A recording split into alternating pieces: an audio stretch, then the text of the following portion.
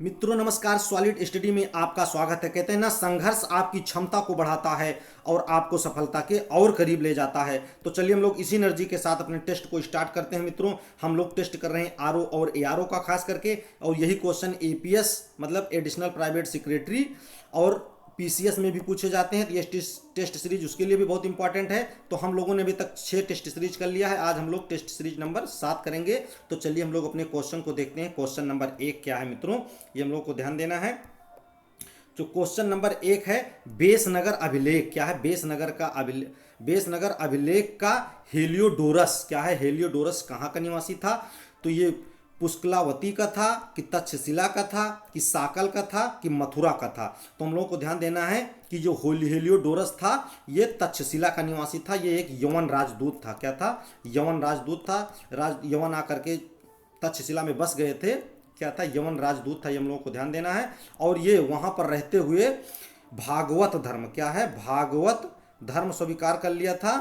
भागवत धर्म स्वीकार कर लिया था और उसी के उपलक्ष्य में इन्होंने विदिशा में, कहाँ पर, विदिशा, ये मध्य प्रदेश का एक जिला भी है जिसको हम लोग बेसनगर स्थान है, वहीं पर क्या है, बेसनगर भी बोलते थे। क्या बोलते थे पहले, बेसनगर। वहीं पर एक अभिलेख निर्माण करवाया था, उसी से ये फेमस है। तो ये हम लोगों को ध्यान देना है कि हेलियोडोरस बेसनगर का अभिलेख को हम लोग विदिशा अभिलेख के नाम से भी जानते हैं। ये तक्षशिला में रह रहा था। और उसके बाद में भागवत धर्म, जैसा कि हम लोग को जानना चाहिए, भागवत धर्म मतलब भगवान श्री कृष्ण से संबंधित है। ये हम लोगों को ध्यान देना है। चलिए आगे के क्वेश्चन में हम लोग देखते हैं। अगला क्वेश्चन है क्वेश्चन नंबर 2 क्या है, क्वेश्चन नंबर 2 है मित्रों। क्वेश्चन नंबर 2 है, निम्न में से कौन सा एक सही सुमेलित नहीं है। ये हम लोगों को ध्यान देना, कौन सा सही सुमेलित नहीं है। तो हम लोगों को ध्यान देना है।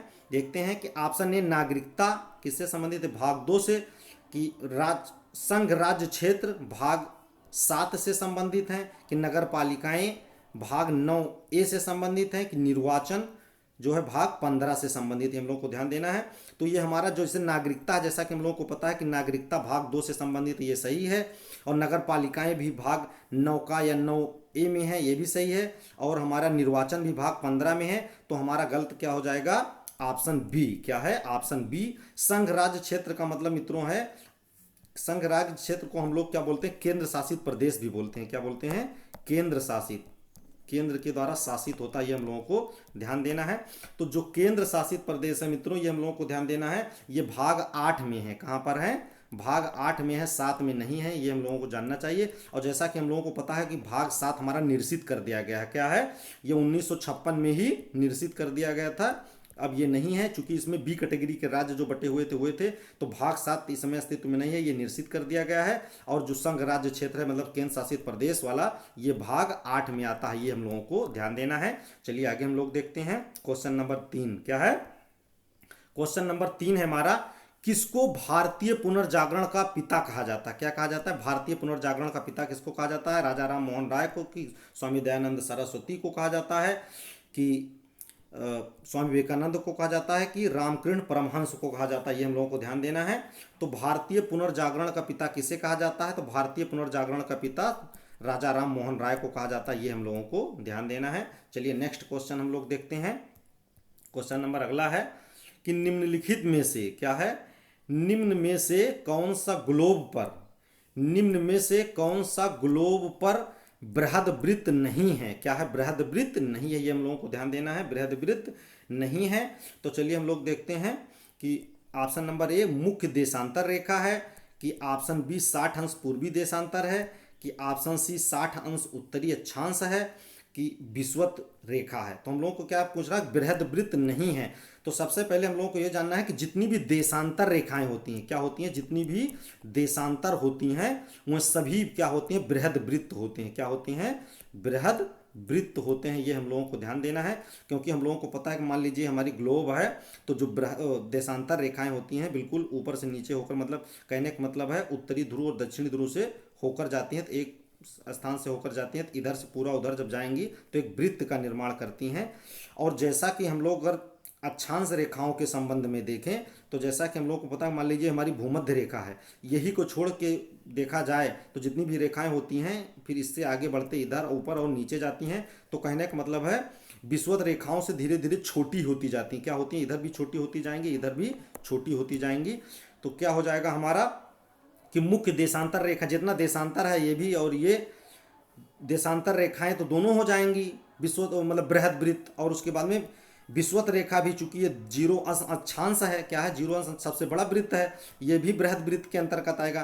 तो और बृहद वृत्त मतलब विषुवत रेखा के अलावा जितनी भी अक्षांश रेखाएं होंगी वो बृहद वृत्त नहीं होंगी। तो हमारा हो जाएगा ऑप्शन सी सही, मतलब 60 अंश उत्तरी अक्षांश बृहद वृत्त नहीं है। तो ये हम लोगों को ध्यान देना है कि विषुवत रेखा के अलावा कोई भी अक्षांश जहां पर जुड़ा रहेगा वो बृहद वृत्त नहीं है। चलिए हम लोग नेक्स्ट क्वेश्चन देखते हैं। अपना इंपॉर्टेंट क्वेश्चन मित्रों, इसे बुझा देता है। चलिए देखते हैं क्वेश्चन नंबर 5। क्वेश्चन नंबर 5 है कि अफीम प्राप्त किया जाता है, किससे प्राप्त किया जाता है? सूखी पत्तियों से प्राप्त किया जाता है कि जड़ों से प्राप्त किया जाता है? बिना पके फलों के लैक्टस से प्राप्त किया जाता है कि पके फलों के लैक्टस से प्राप्त किया जाता है? तो हम लोगों को जानना है कि अफीम किससे प्राप्त किया जाता है। अफीम एक फल से प्राप्त किया जाता है, बिना पके हुए फल के लेटेक्स से प्राप्त किया जाता है। इसको हम लोगों को ध्यान देना है। इसमें एक फल होता है वो कच्चा ही रहता, पूरा पका नहीं होता, उसमें चीरा लगा करके इसका दूध निकलता है, उसी को लेटेक्स बोला जाता है। दूध निकलता है और ये सूख जाता है, उसी से प्राप्त किया जाता है अफीम। ये हम लोगों को ध्यान देना है। चलिए नेक्स्ट क्वेश्चन पर चलते हैं। Question number 6। क्वेश्चन नंबर 6 है मित्रों, भारतीय संसद क्या है?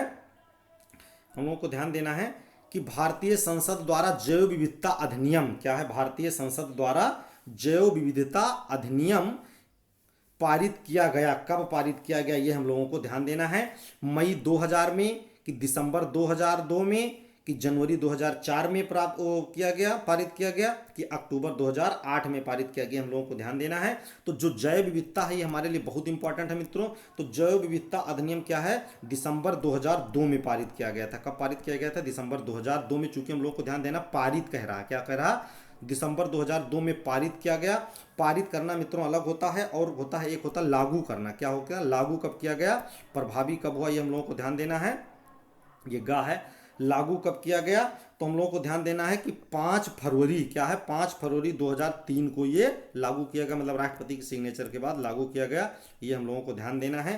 तो ये चूंकि जैव विविधता से बार बार क्वेश्चन आते हैं, इसलिए हम लोगों को ध्यान देना है कि जैव विविधता अधिनियम पारित तो हुआ दिसंबर 2002 में ही, और उसके बाद 5 फरवरी 2003 में ये क्या हुआ? लागू हो गया। ये हम लोगों को ध्यान देना है। चलिए नेक्स्ट क्वेश्चन पर देखते हैं। क्वेश्चन नंबर 7 है हम लोगों का कि विकास का भारतीय मॉडल किसके हितों की सुरक्षा करता है?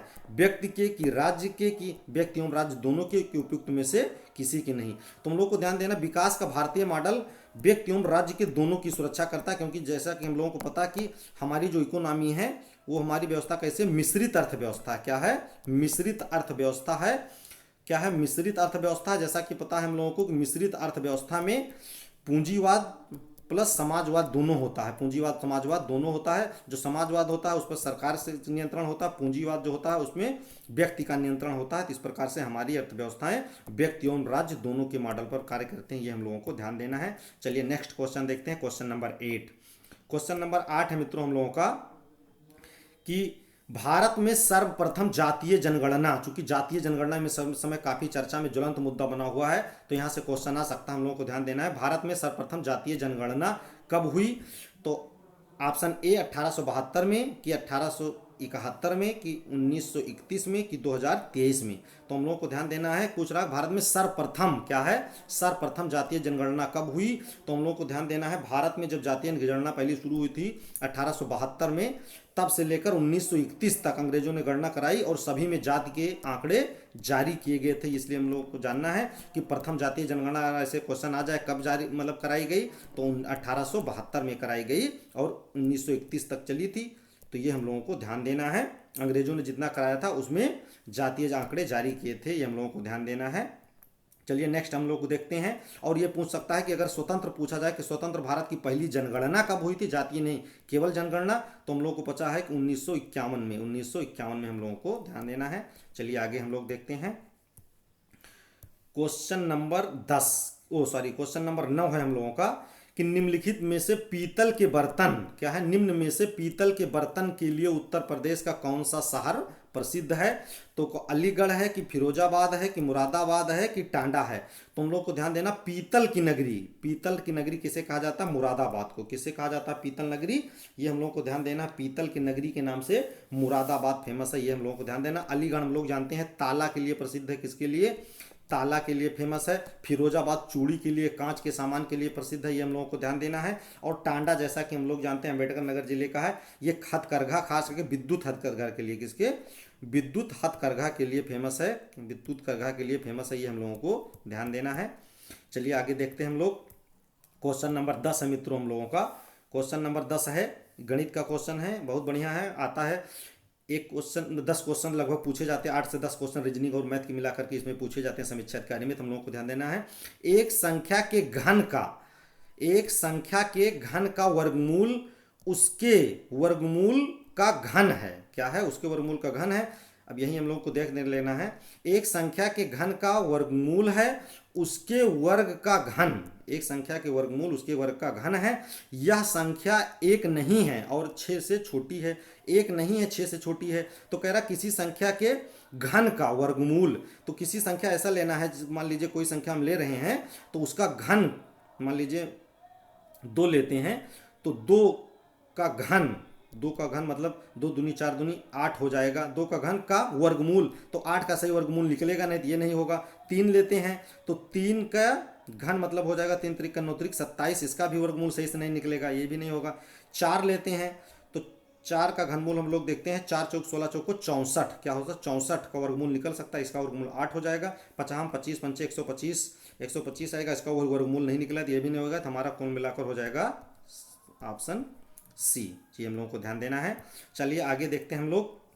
अब हमारा हिंदी आ गया मित्रों। जैसा कि हम लोगों को पता है कि हिंदी में हमारे 60 क्वेश्चन आएंगे, बार बार हम लोग इसलिए दोहरा रहे हैं ताकि हम लोगों को याद रहे। इसमें विलोम से 10 क्वेश्चन और शुद्ध वाक्य एवं वर्तनी से 10 क्वेश्चन, अनेकार्थी शब्द से, तद्भव तत्सम से, विशेष विशेषण से और पर्यायवाची से, सभी 6 टॉपिक्सों से आपके 10-10 क्वेश्चन कुल मिलाकर 60 क्वेश्चन आएंगे। ये हम लोगों को ध्यान देना, इसमें अच्छे से हम लोगों को स्कोर करना है। चलिए हम लोग देखते हैं क्वेश्चन नंबर 1 क्या है हिंदी का। क्वेश्चन नंबर 1 है मित्रों, हम लोगों को ध्यान देना है। क्वेश्चन नंबर 1 है कि आर्द्र, क्या है? आर्द्र माने गीला कह सकते हैं। आर्द्र का विलोम है, क्या पूछ रहा? विलोम पूछ रहा। आर्द्र का विलोम क्या है? अनाद्र है कि नम है कि गीला है कि शीतल है? तो आर्द्र का विलोम यहाँ पर हो जाएगा अनाद्र। क्या होता है? आर्द्र का विलोम अनाद्र, क्योंकि नम है, गीला है, शीतल है, ये आर्द्र इसका मतलब ही होता है अनाद्र। या इसको हम लोग विलोम में इसको शुष्क भी अगर आएगा ऑप्शन, तब भी हम लोगों को ध्यान देना है कि आर्द्र का विलोम अनाद्र या शुष्क होता है, ये हम लोगों को ध्यान दिए रहना है। चलिए अगला हम लोग देखते हैं क्वेश्चन नंबर 2 क्या है। क्वेश्चन नंबर 2 हम लोगों को ध्यान देना है मित्रों कि निम्नलिखित वाक्यों में से एक वाक्य शुद्ध है। कौन सा वाक्य इसमें शुद्ध है, ये हम लोगों को ध्यान देना है। तो इसमें ए है उसने खीरा खाया, मतलब उसने खीरा खरीदा। और ऑप्शन बी है भोजन बहुत गरिष्ठ था। और अगला है पतंजलि का, मतलब पंत जी का कृत यमा है, ये भी। चलिए आगे देखते हैं। आप तो अंतर्धान है, अंतर्धान है, आप तो अंतर्धान है। तो इसमें हमारा सही क्या हो जाएगा? शुद्ध है उसने खीरा खरीदा। तो हम लोग देख लेते हैं अशुद्ध क्या है। जैसे उसमें उसने मतलब भोजन बहुत गरिष्ठ था। भोजन के लिए मित्रों गरिष्ठ नहीं, गरिष्ठ भी गलत नहीं है, लेकिन भोजन के लिए जो यूज किया जाता है वो गरिष्ठ, क्या यूज किया जाता है? गरिष्ठ यूज किया जाता है। भोजन के लिए गरिष्ठ नहीं यूज किया जाता, हम लोगों को ध्यान देना है। गरिष्ठ भोजन के लिए ज़्यादा सही ठा होगा यहाँ पर। और पंत जी ने कृतयामा है पंत जी की, ये गलत है। और उसके में आप तो अंतर्धान है, अंतर्ध्यान नहीं लिखा जाता, ये हम लोगों को ध्यान देना है। यहाँ लिखा जाता है अंतर्धान, क्या है? अंतर्धान होता है, ये हम लोगों को ध्यान देना है। इस प्रकार के क्वेश्चन आ जाते हैं, गलत हो जाते हैं। अंतर्धान होता है मित्रों, हम लोगों को ध्यान देना है। अंतर यहाँ पर धान के ऊपर मतलब धा के ऊपर रा रहता है, ये हम लोगों को आधा या नहीं रहेगा, ये गलत होता है। वर्तनी हम लोगों को ध्यान देना है। चलिए नेक्स्ट क्वेश्चन देखते हैं हम लोग। क्वेश्चन नंबर 3 क्या है? क्वेश्चन नंबर 3 है कि अपरिमेय, क्या है? अपरिमेय किस वाक्य के लिए प्रयोग किया जाता है?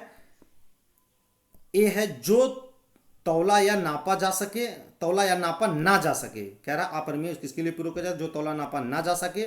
और बी है जो अवश्य होने वाला हो। और सी है जो प्रमाण से सिद्ध हो सके। और डी है जो समय पर संभव ना हो सके। तो हम लोगों को ध्यान देना है कि जो अपरिमेय किसके लिए यूज किया जाता है, जो तौला नापा ना जा सके उसके लिए क्या किया जाता है, अपरिमेय यूज किया जा सकता है। और जो प्रमाण, या ऐसे लिख सकते हैं जो प्रमाण द्वारा सिद्ध ना किया जा सके। अगर यहाँ पर ना होता तो ये भी सही हो जाता, लेकिन ना नहीं है इसलिए ये गलत है। अब इसमें हम लोगों को देख लेना है कि जो अवश्य होने वाला हो, जो अवश्य होने वाला, चूंकि शब्द समूह के लिए एक शब्द जो अवश्य होने वाला है उसको क्या कहा जाता है, हम लोगों को ध्यान देना है। जो अवश्य होने वाला है उसको कहते हैं अवश्यंभावी। क्या होता है, अवश्यम भावी। अवश्यम भावी ये क्वेश्चन पूछा हुआ है मित्रों, हम लोगों को ध्यान देना है। जो अवश्य होने वाला है उसको अवश्यम भावी कहते हैं। जो प्रमाण द्वारा सिद्ध किया जा सकते उसको परमेय कहते हैं। क्या कहेंगे, परमेय कहेंगे, प्रमाण द्वारा सिद्ध किया जा सकेगा। और जो समय पर ना हो सके उसके लिए हम क्या कहते हैं, असामयिक। क्या समझ कहते हैं, असामयिक यूज किया जाता है। ये हम लोगों को ध्यान देना है। चलिए आगे देखते हैं, क्वेश्चन नंबर 4 हम लोगों को देखना है कि करपट क्या है, करपट का तत्भव रूप है। करपट का तत्भव रूप क्या है, कपाड़ा है कि कपट है कि कपड़ा है कि कपाट है। तो करपट का तत्भव रूप क्या है, कपड़ा। क्या हो जाएगा, कपड़ा हो जाएगा। ये हम लोगों को ध्यान देना है। क्या हो जाएगा, कपड़ा हो जाएगा। ये बहुत इंपॉर्टेंट क्वेश्चन है मित्रों, हम लोगों को ध्यान देना है। आता है, लोग वहाँ पर कंफ्यूज हो जाते हैं, यहाँ तो सही लग रहा है। चलिए क्वेश्चन नंबर 5 देखते हैं हम लोग। क्या है, क्वेश्चन नंबर 5 है कि निम्न में से, क्या निम्न में एक विशेषण है। एक विशेषण क्या है, लाघव है कि महत्व है कि लघुता है कि महत्व है। तो हम लोग को ध्यान देना इनमें से विशेषण क्या है। विशेषण मतलब जो विशेषता बताता है। विशेषण क्या है, महत्व है। क्या है, महत्व है। हम लोग को ध्यान देना है, क्योंकि हम लोग को ध्यान देना है जो लाघव और लघुता क्या है, लाघव और लघुता क्या है, संज्ञा है, भाववाचक संज्ञा। क्या है, भाव प्रकट कर रहे हैं। तो ये भाववाचक संज्ञा है। क्या है, भाववाचक संज्ञा है। ये हम लोगों को ध्यान देना है। और जो महत्व भी है ये भी एक संज्ञा है। ये हम लोगों को ध्यान देना है। महत्व क्या है, किसी महत्व के लिए यूज किया जाता है, संज्ञा है। तो विशेषता हम लोगों को ध्यान देना, जो विशेषता बताए वही विशेषण है। तो हमारा हो जाएगा महत्व, सही हो जाएगा महत्व। चलिए हम लोग 6 नंबर क्वेश्चन देखते हैं, जो कि हमारा लास्ट क्वेश्चन है। क्वेश्चन नंबर 6 है मित्रों हम लोगों का, मीनाक्षी। क्या है, मीनाक्षी का पर्यायवाची शब्द है। मीनाक्षी का पर्यायवाची शब्द क्या है, सुंदरी है कि मरीच है कि मछली है कि लक्ष्मी है। तो मीनाक्षी का पर्यायवाची शब्द हो जाएगा सुंदरी। क्या है, सुंदरी हो जाएगा। हम लोग को ध्यान देना है। एक मछली नहीं होगा, ये हम लोग को ध्यान देना है। मीन माने मछली होता है, लेकिन मीनाक्षी का मतलब होता है मछली के समान आंख वाली। क्या होता है, मछली के समान आंख वाली स्त्री। मछली के समान आंख वाली स्त्री हम लोगों को ध्यान देना है। उसके लिए मीनाक्षी यूज किया जाता है। और मीन माने मछली होता है, ये हम लोग को ध्यान देना है, इसलिए इसमें अंतर जरूरी है। तो मीनाक्षी का मतलब मछली के समान आंख वाली स्त्री। मछली चूंकि मीनाक्षी शब्द पार्वती जी के लिए भी यूज किया जाता है, तो पार्वती भी इसका पर्यायवाची हो जाएगा। मीनाक्षी का अगर पर्यायवाची पूछा जाए मित्रों, हम लोग को याद रखना, सुंदरी भी है, पार्वती है, और दुर्गा जी के लिए भी यूज किया जाता है, दुर्गा भी हो जाएगा। ये हम लोगों को ध्यान देना है। चलिए आगे हम लोग देख लेते हैं। चूप हमारा जो भी क्वेश्चन नंबर ये 16 था मित्रों, इसको हम लोग निकल लिया अपने टेस्ट सीरीज नंबर 7 में। और नेक्स्ट में टेस्ट सीरीज 8 में हम लोग फिर मिलेंगे। तब तक के लिए मित्रों जय हिंद, जय भारत। आप लोग पढ़ते रहिए और अपनी तरक्की को सुनिश्चित करते रहिए। चलिए हम लोग यहीं पर विराम करते हैं।